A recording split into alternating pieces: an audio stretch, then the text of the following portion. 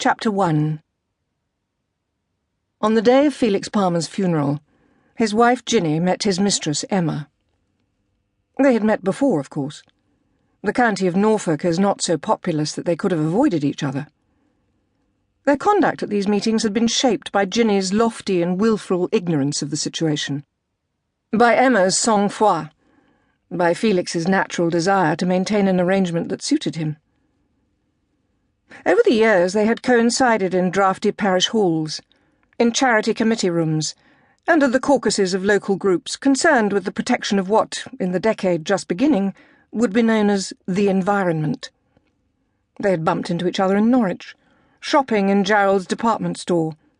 They had exchanged small talk at exhibitions of craft work, and occupied neighbouring seats at the theatre.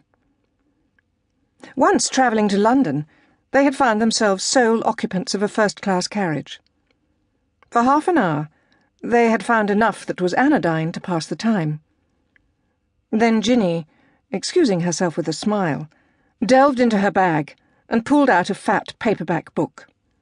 She retired behind it. Emma examined its cover.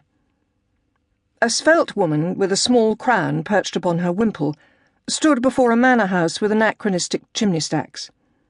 The title was in florid gold script: Wife to Crookback. Emma looked out of the window. The landscape was a sad East England green. Crows wheeled over the fields. As they moved from the edge of England to its heart, Emma herself took out a book. They parted at sooty Liverpool Street, with a nod and a smile. London forced no collusion on them, but Norfolk did. A handful of farming and professional families played host to both. At a round of weddings and christenings, they had made polite, even warm conversation. At a dozen New Year's Eve parties they had wished each other luck and happiness, and sometimes almost meant it. Now, on this February morning, Ginny stood surrounded by a knot of mourners. Friends and business associates had turned out for the occasion.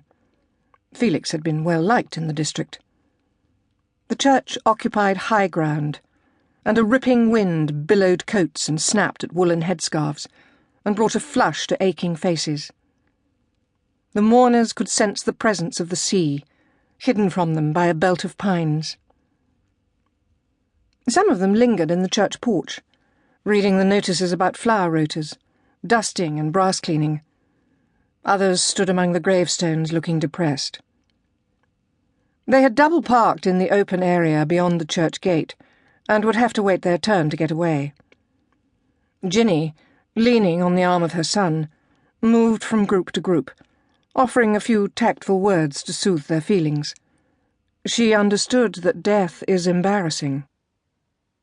Her own family, her son Daniel, who was an architect, her daughter Claire, who was a buyer at Harrods, had been as gentle and as careful of her feelings as anyone could wish. But even as she deferred the moment, Ginny felt that it was Emma to whom she wished to speak, to whom naturally she should be speaking. Patting her son's arm, smiling up and dismissing him, she made her way across the grass with a short, precisely regulated stride, her high heels spiking holes in the ground like some primitive seed drill. Ginny Palmer was a sharp, neat, Wallis Simpson sort of woman, to whom black lent an added definition.